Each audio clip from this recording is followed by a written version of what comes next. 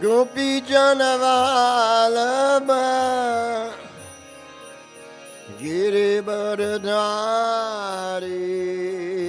Jaya Giri Baradari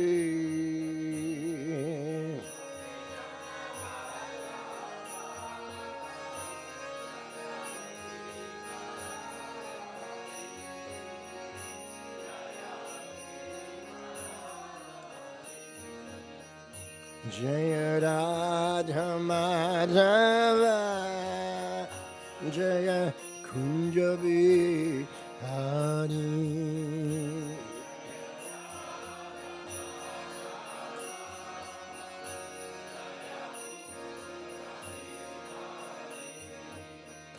Jaya Radha Madhava Jaya Kunja Bihari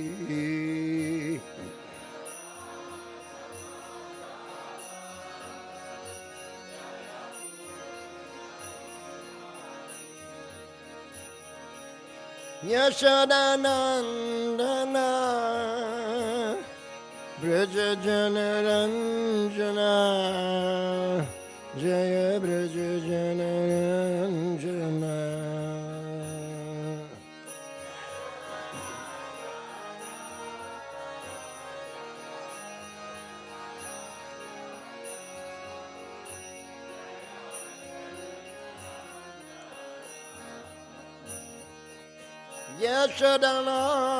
Yashodanandana Braja Janaranjana Jaya Braja Janaranjana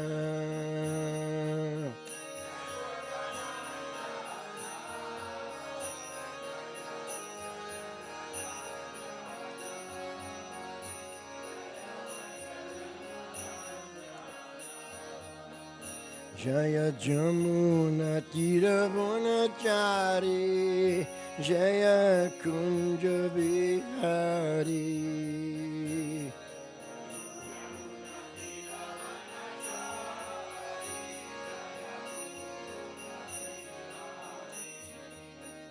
Jaya Jamuna Tiravunachari Jaya Kunja Bihari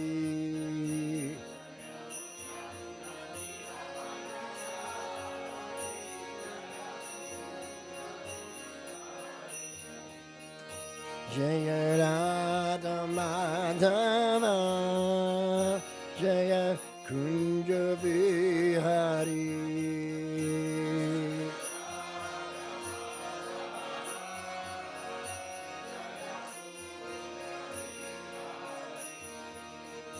Jaya Radha Madhava Jaya Kunja Bihari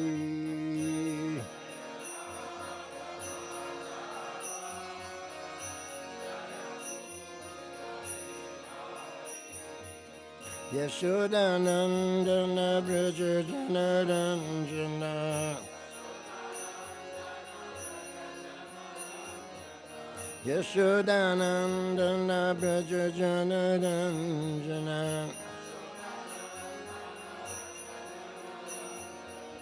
Yashodanandana Braja Janaranjana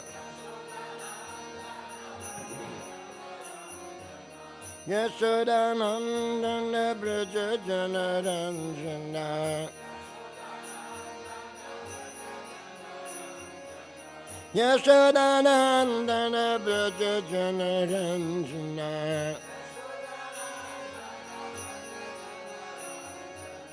Yashodanandana Braja Janaranjana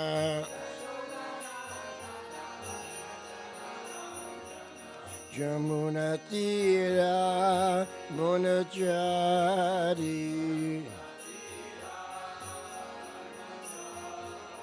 Jamuna Tira Monachari Jamuna Tira Monachari Jamuna Tira Brahmachari Jamuna Tira Brahmachari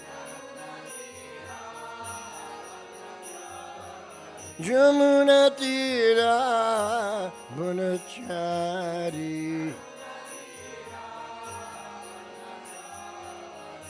Jaya Radha Madhava Jaya Kunja Bihari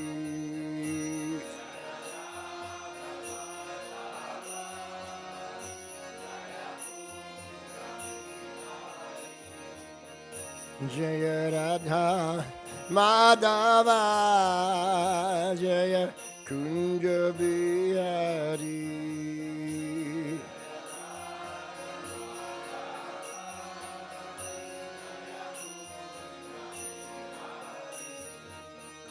Jaya Radha Madhava Jaya Kunja Bihari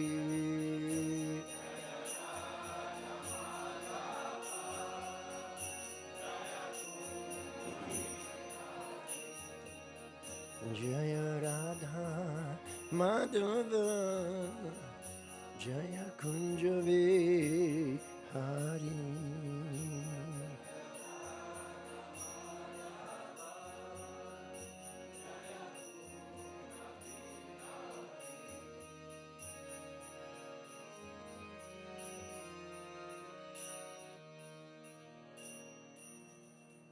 Jai Sri Sri Radha Madhava Ki Jai Gaura Premanandi Hari Hari Bol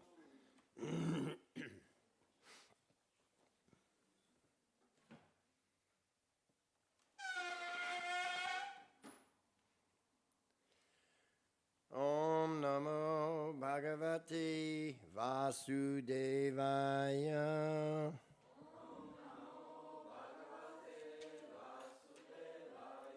Om Namo Bhagavate Vasudevaya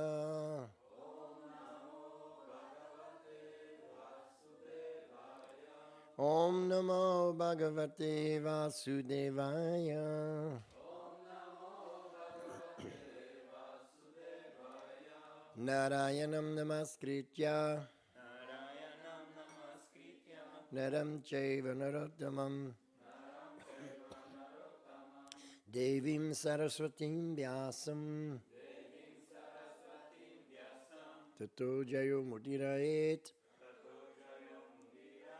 Nashtaprae Svabhadreshu Nityam Bhagavata Sevaya Bhagavat Yutama Shloke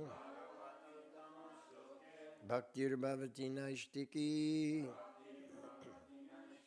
Om Agyantimirandasya Gyananjana Shalakaya Chakshurun Militam Yena Tasmai Sri Guruve Namaha Mukam Karoti Vachalam Pangum Langhayate Girim Yat Kripa Tamaham Bande Sigurun Dinatarinam Vanchakalpatarubhyascha Kripa Sindhubhya Evacha Patitanang Pavanebhyo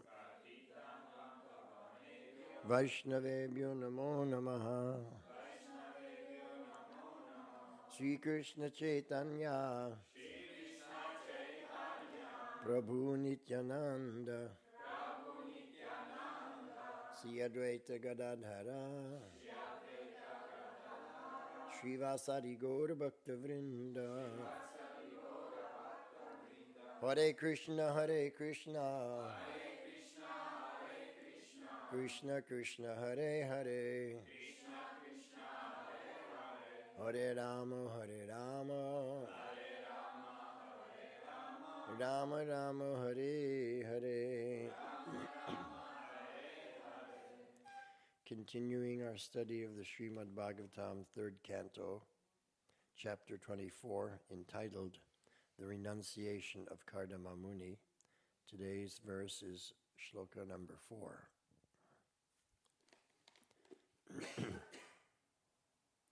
Sattvayaradita Shuklo Vitanvan Mamakam Yasha Chetate Hridaya Grantim Odaryo Brahma Bhavanaha Sattvayaradita Shuklo Vitanvan Mamakam Yasha Chetate Hridaya Grantim Odaryo Brahma Bhavanaha Sattvayaradita Shuklo Vitanvan Mamakam Yasha Chetate Hridaya Grantim Odaryo Brahma Bhavanaha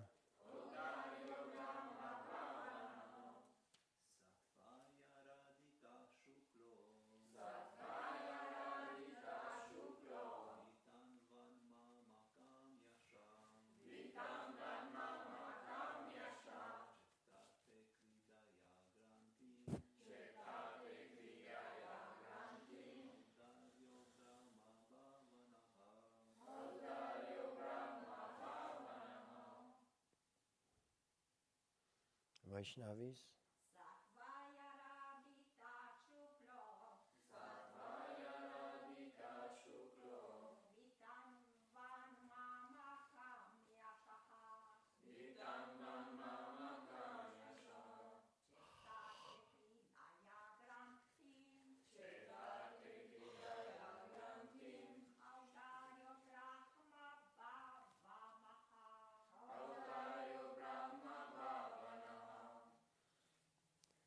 Sa he tvaya by you aradita being worshipped Shukla the personality of Godhead Vitanvan spreading Mamakam my Yasha fame Cheta he will cut Te your Hridaya of the heart Grantim not Odarya your son Brahma knowledge of Brahman Bhavanaha teaching. Translation by His Divine Grace A.C. Bhaktivedanta Swami Srila Prabhupada. This is Kardama Muni speaking to his wife Devahuti. The personality of Godhead, being worshipped by you, will spread my name and fame. He will vanquish the knot of your heart by becoming your son and teaching knowledge of Brahman. Srila Prabhupada's purport. When the Supreme Personality of Godhead comes to disseminate spiritual knowledge for the benefit of all people, he generally descends as the son of a devotee, being pleased by the devotee's devotional service. The Supreme Personality of Godhead is the Father of everyone. No one, therefore, is his father, but by his inconceivable energy, he accepts some of the devotees as his parents and descendants. It is explained here that spiritual knowledge vanquishes the knot of the heart. Matter and spirit are knotted by false ego. This identification of oneself with matter, which is called Hridaya Granthi, exists for all conditioned souls, and it becomes more and more tightened when there is too much affection for sex life. The explanation was given by Lord Rishabh to his sons that this material world is an atmosphere of attraction between male and female. That attraction takes the shape of a knot in the heart, and by material affection it becomes still more tight. For people who hanker after material possessions, society, friendship, and love, this knot of affection becomes very strong.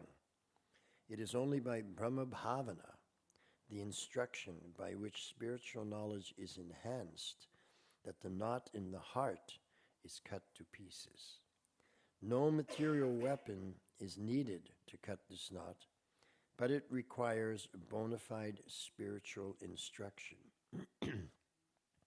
Kardama Muni instructed his wife, Devahuti, that the Lord would appear as her son and disseminate spiritual knowledge to cut the knot of material identification.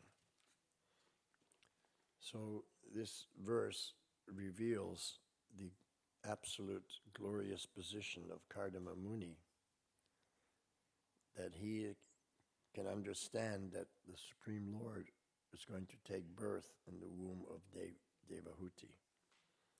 So he says that the Supreme Lord, the personality of Godhead, being worshipped by you will spread my name and fame, meaning that since you are my wife and you become glorified, I will also become glorified. When the disciple does something wonderful, then the guru becomes glorified. So they say, oh, what you have done is fantastic. Who is your guru? My guru is Bhaktivedanta Swami Prabhupada. He must be a very tremendous guru that he has empowered you this way. So everyone becomes benefited. Then he says to Devahuti that the Lord will vanquish the knot of your heart by becoming your son and teaching knowledge of Brahman. So, vanquishing the knot in the heart. The knot in the heart is based on affection for society, friendship, family, and love for our family members and relatives. But when the Supreme Personality of Godhead comes in our life, then our love goes to Him. And when our love goes for Him, then we begin to see everything in relationship to Him. So then society, possessions, friendship, and love, all this is now centered around Krishna. And our family becomes Krishna's family. And our possessions becomes those things that we utilize in the service of the Lord. And the society is a society of devotees. And the love is the love for the Vaishnavas. And this is what brings us back home, back to Godhead. When we don't have that, then we are attached to everything in this material world. And at the end of life, this attachment to the material world brings us back to the material world. Whereas at the end of life, if you're attached to everything spiritual, then you go to the spiritual. Ante Narayanam Smriti, if you can remember Krishna at the end, then you will go to him. Krishna explains this in Bhagavad Gita, that whatever you're thinking at the end of your life, that will determine the birth of and your next destination. So Prabhupada comments here in the purport that when the Supreme Personality of Godhead wants to disseminate spiritual knowledge for the benefit of all people, then he takes birth in the womb of some great devotee and becomes the son of that devotee. When he becomes the son of that devotee becomes glorified. Devaki became glorified because Krishna took birth in her womb. Mother Yashoda is glorified because her son is Krishna. So everyone in relationship to Krishna becomes glorified by the people. And the Lord descends in this way through his devotee because he is pleased with the devotee's devotional service. So to the extent that our devotional service is filled with devotion, we're pleasing the Lord, to that extent he gives us his mercy, as he explains in Bhagavad Gita. Ye yatamam prapadyante tams tataiva bhajam yaham, that as you approach me, I reciprocate accordingly. This means that if we can give 100% of our love to Krishna, he'll reciprocate with his 100%. If we give 10%, he reciprocates with his 10%. If we give 50%, he reciprocates with his 50%. The point is that if we really want to be serious in spiritual life, if we give ourselves 100% to Krishna, he gives himself 100% to us. Now, by my calculation, that's a good deal, a very good deal, because my 100% is very tiny compared to Krishna's 100%. So if he's going to reciprocate his 100% for the little tiny 100% that I give, that's a super deal for me. It's like me giving all my money, which might be €100, and then he reciprocates with all his money, which might be millions and trillions and billions of kilos of gold, so it's really a good deal. So this is very instructive that if we give everything that we have to Krishna, he'll give everything he can to us, and we have a relationship, a loving relationship, which cuts the heart, the knot in the heart for material affection. So then I will no longer think that I'm this body. I'll no longer think that I'm Romanian. I'll no longer think I'm male or female. I will just be completely on the spiritual platform. And Brahmabhuta, so he's coming to teach Brahman. When you come to this Brahmabhuta platform, Brahmabhuta prasanatma, the Atma, you, the spirit soul, becomes completely blissful and satisfied. Nasochati, then there's never any more lamentation. It's gone forever. Nakanshati, no hankering for this or that, because you're fully satisfied. We can give an example in this situation. There may be a feast. You go, Janmashtami, it's a fantastic feast, and the preparations are amazing. And you're just enjoying the preparations until you're completely full. Then when they come by, then the next time you say, have some more. Oh, I can't. No, please have. No, I'm completely satisfied. It's so ecstatic that you couldn't stop eating, but now you're so full you can't take any more. You're completely satisfied. You're saying no to the most ecstatic prasad that you ever had, because you're completely satisfied. You don't desire anymore. You can't even conceive of having more. So similarly, when the love in our heart for Krishna expands, then we can become completely satisfied. Prasanatma, joyful, blissful, ecstatic, satisfied, fulfilled.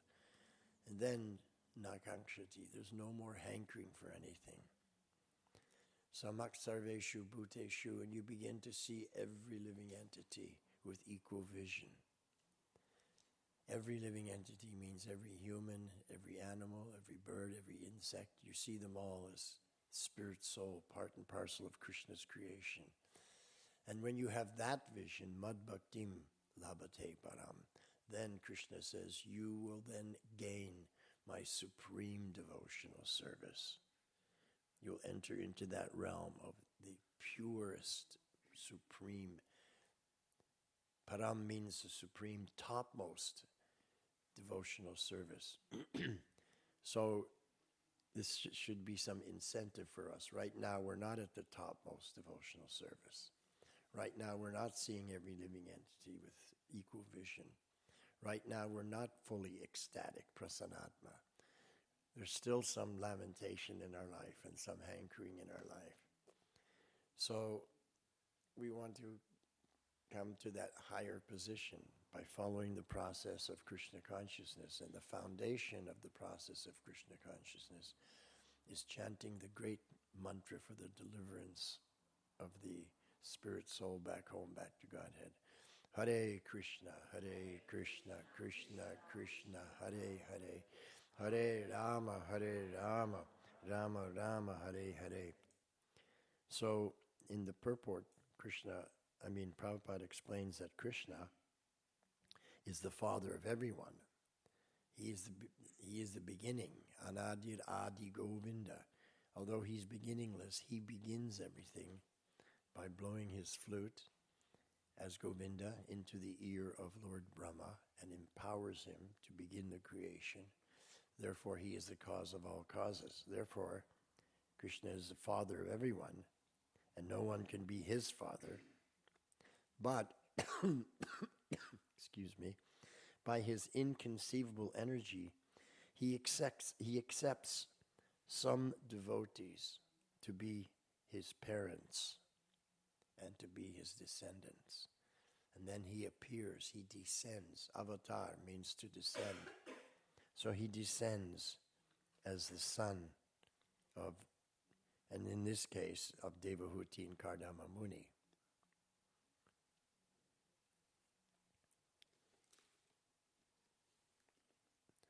There's the son of Devahuti. And he is instructing his mother.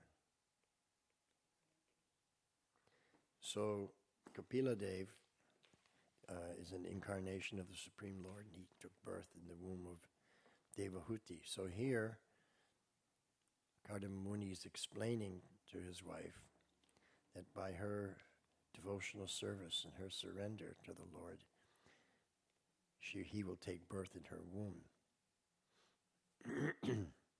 Then Prabhupada speaks about matter and spirit are knotted by the false ego. What does that mean? It means that the genuine ego is completely knotted into the material energy, so he makes a wrong, a misidentification, and comes to the conclusion that he's this body. And this identification of oneself with the body, with matter, is called Hridaya Granthi, the heart tied up in a knot. And this exists for all conditioned souls. And it becomes more and more tight, and more impossible to cut when we become too much attracted to matter and sex life in the material world. This explanation was given by Lord Rishabdev to his sons, that the attraction between male and female takes the shape of a knot in the heart, and by material affection it becomes more and more tight. So this affection becomes very strong in human society when there is a lack of God consciousness, because that's all there is. The only satisfaction and fulfillment they can find in life is love with the family members. Of course, in every life you have a different family. We've had so many mothers and so many fathers and so many millions of births. And, our mothers and fathers weren't all human mothers and fathers. We may have been born in a dog body, and so we have a dog mother and father, or a cat mother and father. So, from the perspective of Krishna, when he sees all your millions of births going on and on and on, he sees it as ridiculous. Whereas us, we can only see the one birth. We think it's wonderful. I have such a wonderful family. I have the best mother, the best father. Everybody thinks like that. But really, the best loving relationship we can have is with Krishna when we leave this material plane and return back home back to Godhead. And then we can, like here, become one of the friends of Krishna. Here we see that Krishna is massaging the feet of Balaram. So Krishna takes the subordinate position out of love for his devotees. Just like the mother takes the subordinate position out of love for her child. She does everything for the child. The father does everything for the child. He's working day and night so he can buy clothes, send his child to school, feed him properly. Everything is for the child. That's because of the love. So if we know how to give everything to someone that we love. We've been doing it for millions of years. Now, let's take that same propensity and give it to Krishna. That's all. So if I give my 100% of love to Krishna, some people are fearing, well, if I do that, then I'm going to lose out on everything else in life. People think like that, right? Is that how they think? If I give 100% to Krishna, I'm going to miss out on so many other things. That's because they have a misconception. They're thinking like this, that if I give all my money to Krishna, I'll have zero left for myself, right? So they're thinking that I can't do this because I have to take care of myself, my family, this, that, how I can give everything to Krishna. But Krishna is not interested in your material acquisitions. He's just interested in acquiring the love from your heart. So if you give 100% of the love in your heart to Krishna, you still have 100% left over for your family. You can give all your love to Krishna and you can still give all your love to your children and all your love to your family members. Because love is not like a material thing, that if you give 100%, you have nothing left. Om Purnamada Purnamidam in the Ishopanishad. Do we have the Ishopanishad here, by the way?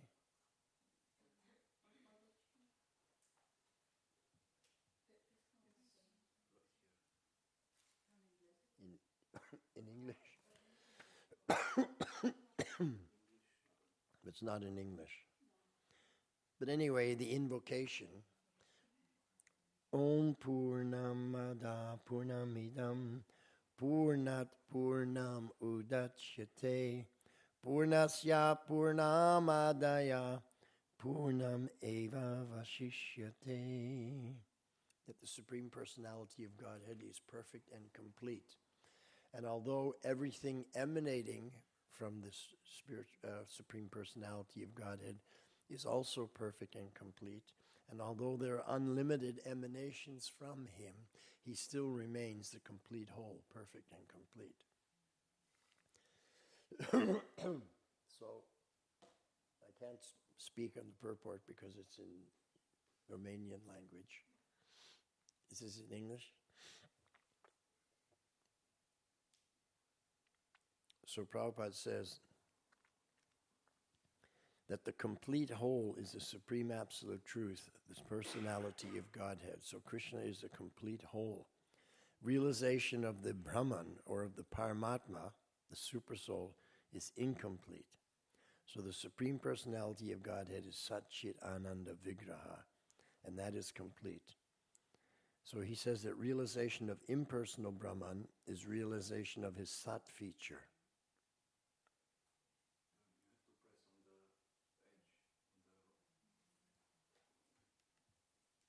Oops. This is an old version, huh? How do you do it? Oh, like that?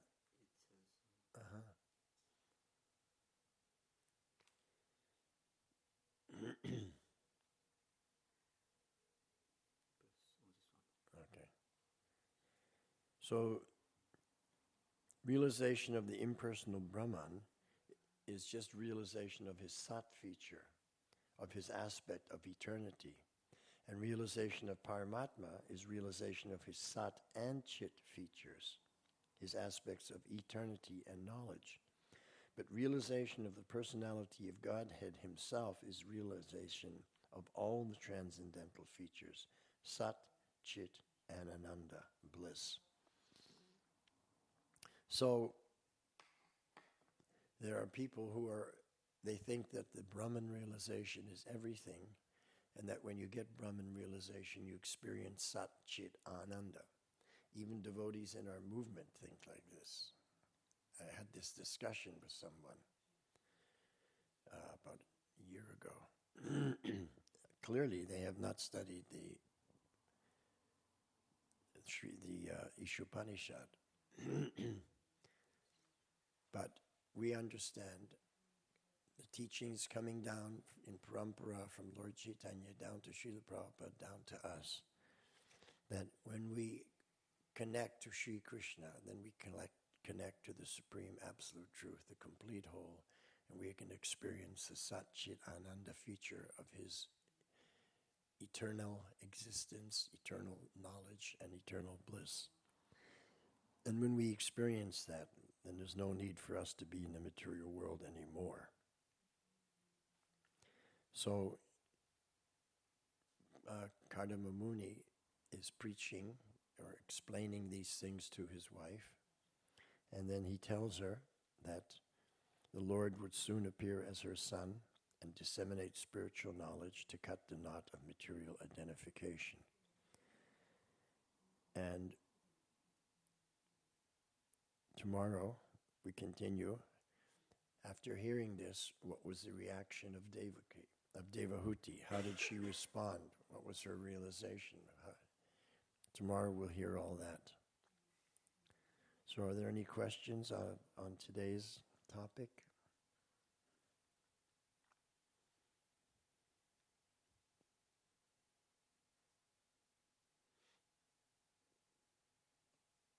I have a general question regarding to this topic.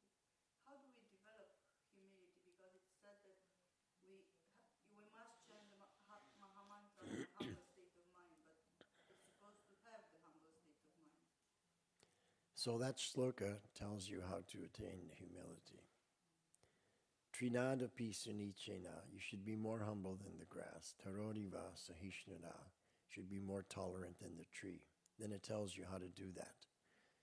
Amanina manadena. Amanina means I have no desire for personal honor for myself.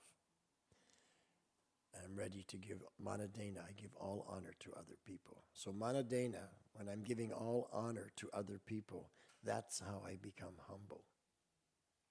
But what if I don't want to do that? Then you don't become humble. It's very simple. Amanina manadena. Let's look at this very carefully. Amanina means I don't desire any honor or respect. What does that mean? It means if people don't honor me and don't respect me, I'm satisfied because I don't want it. I'm happy. And if someone does honor and respect me, then I say, no. It's not me, it's Prabhupada. Without him, I'm nothing. So, how do I become tolerant this way? Because even if someone insults me, they speak badly behind my back, I don't want honor and respect, so I'm not disturbed by this. Oh, good, he's not honoring me. That's what I wanted. You don't want to be honored and respected because you may start believing it, that you're great, that you're better than other people. When people tell you this, especially if you have a guru, if you're a guru, you have many disciples, they're all glorifying you as the representative of Godhead year after year. You may start to believe it and think you're better than your God brothers and God sisters, for example. And at that point, Krishna says, you're not ready for this, shows him the door. That we've seen, we've experienced this.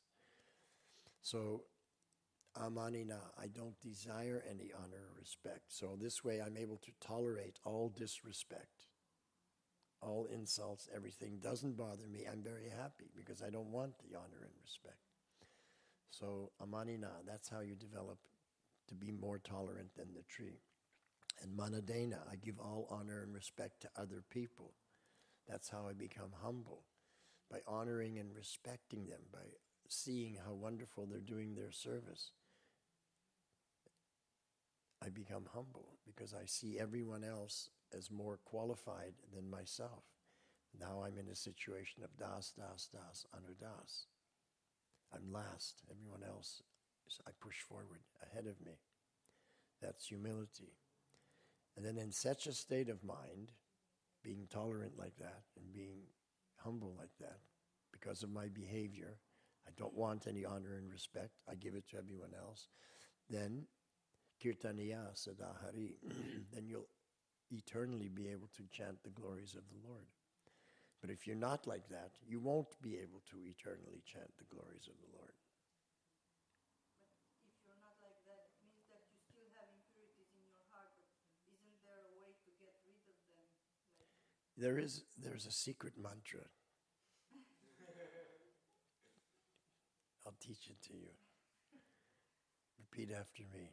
Hare Krishna, Krishna Krishna, Hare Hare, Hare Rama, Rama Rama, Hare Hare. If you chant without offenses, you quickly get the desired effect, Krishna Prema.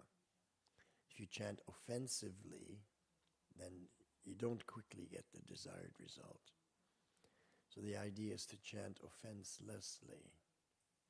So if you follow the teachings of this verse, Amanina, I don't desire honor and respect, I give it to all others, then you develop the qualities of tolerance and you develop the qualities of humility. And then you'll be able to always chant the holy name of the Lord, sada, eternally, always. Purely, and go back home, back to Godhead. You solve all your problems. So all the problems can be solved if we follow Amanina Manadena.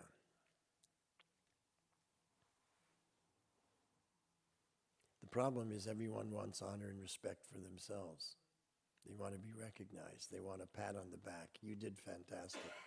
And if you do something and people don't say you did a wonderful job, then you feel bad. They didn't like it. I tried so hard. No one appreciated it. You feel bad. Maybe you say, these are not nice people. I don't want to be with them anymore. They don't recognize my, sincere endeavor, why I should associate with them. But if your mood is amanina, you don't desire honor and respect, then whatever you do, no one says you did a fantastic job, then you're happy. You can remain in a very humble position. Das, das, das, anudas. And there's an advantage to that. Because when you're in the limelight, you're always in the forefront, leading everything, and everyone's glorifying you. Then Maya will come in to teach you a lesson that you have to be humble, and you may not be able to pass that test. Whereas if you're in the background all the time, Maya doesn't bother with you. She goes after the big fish, not the little fish. So you want to be a little fish. It's the safest position.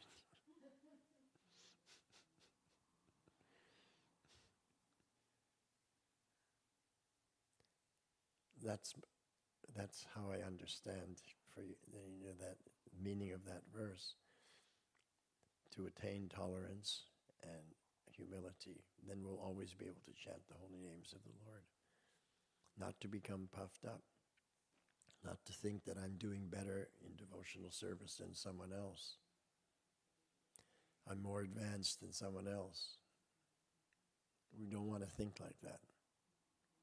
We just want to think that by Krishna's mercy, I'm still here.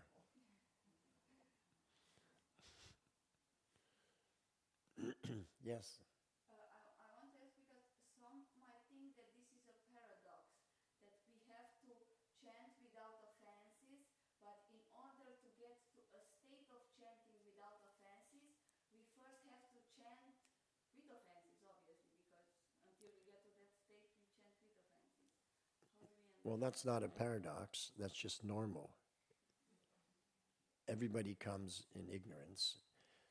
When the child goes to school for the first time, you have to teach them 1 + 1 = 2. They don't even know that. So everyone comes with a zero qualification, but gradually, as they learn more and more, they become more and more qualified. This is the process of education. It's not really a paradox. So when we come, we're full of offenses, but as we chant more and more, we begin to apply the principles of Krishna consciousness, and thus, gradually, we become less and less offensive, more and more humble, and more tolerant. And that's pleasing to the Lord. That's pleasing to the spiritual master. That's pleasing to all the previous acharyas. And they shower their blessings upon us because they want us to become Krishna conscious and to return back home, back to Godhead. When Krishna sees you're making advancement, he gives you all kinds of intelligence and knowledge and remembrance. Yena mam upayanti te, so that you can come to me. He wants that you should return back home, back to Godhead. He's desiring that, so he'll give all help, all facility, everything that you need. We just have to show that we're sincere, that we're doing our best. Because if anyone deserves our best, Krishna deserves our best. We should do our best for him, because that's love. You always do your best for your child. You want your child to have the best of everything, so why not? You want Krishna to have the best of everything. So that's love. So the whole thing is based on love.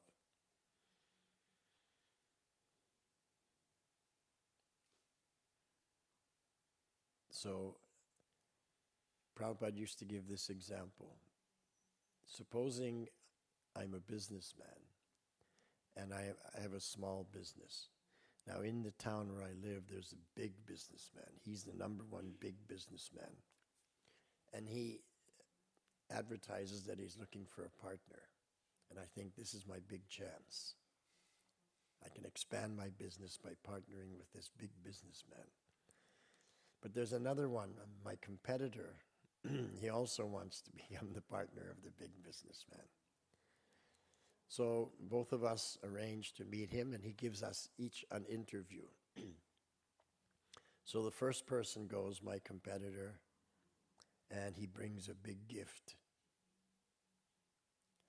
And he offers a nice gift to the big businessman and says, I can do this and this, we can do tremendous, increase our business together as a team. And here, I want to give you this really nice gift to show you how much I appreciate you giving me this opportunity. The second man, he decides that he will buy some sweets. And he says to the man, we can do big business together, and I brought a gift here for your grandchildren. Have some sweets for your grandchildren. So the man will be more impressed that you brought something for his grandchildren because he loves his grandchildren. Whereas he would think that the first person who brought a gift just for him was like a bribe. I'm trying to bribe you. But you buy a few sweets for the grandchildren, pleases that man. So he says, similarly, if we want to please Krishna, then we should please Krishna's devotees, and Krishna will be very pleased. Understand? Rather than just trying to jump over the devotees and only please Krishna by himself. So therefore it's recommended that by pleasing the devotees, Krishna becomes pleased. So that's why this verse, Trinada Pisunichena Tarodiva Sahishnada, if we follow Amanina, I don't want any desire for respect for myself, but I give it to everyone else, Manadena, then Krishna is pleased. I'm giving all honor and respect to his devotees. Krishna becomes very pleased with us. That's how Prabhupada explained it.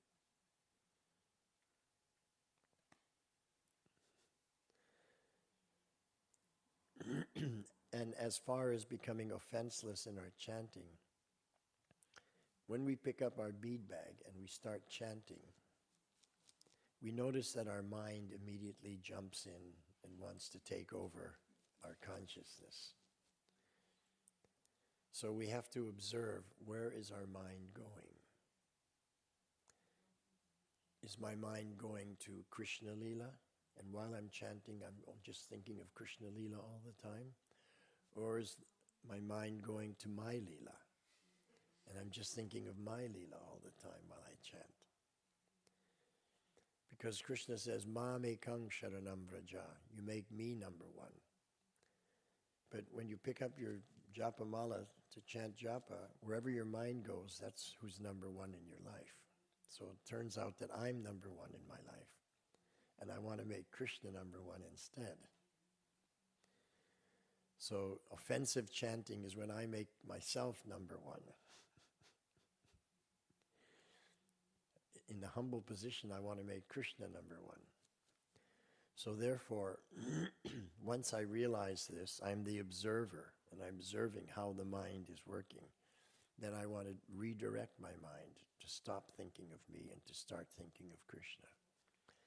And to start thinking of Krishna means thinking of my service to Krishna, is thinking of Krishna. Anything related to Krishna is thinking of Krishna. But eventually you want to come to the position where you're not thinking at all. You know, we've all had the experience when you fall in love with someone and you're in a deep, loving embrace. You're not thinking. When I'm in the embrace of my beloved, I'm not thinking my Leela or anybody's Leela. I'm just there 100% without any thoughts. So that's how we want to be with Krishna. When we chant his holy names, we just want to be there without any thoughts, just experiencing that love.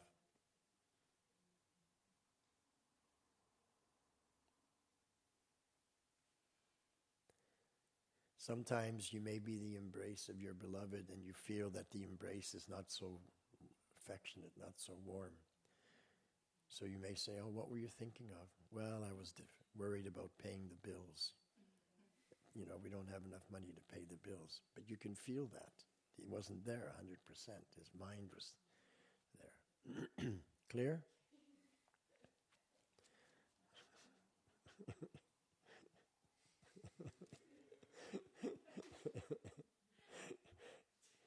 So we want to be there 100% for Krishna. Okay? Any other questions? That's what it means, being fully conscious of Krishna, Krishna consciousness. Thank you very much. Srila Prabhupada Ki Jai.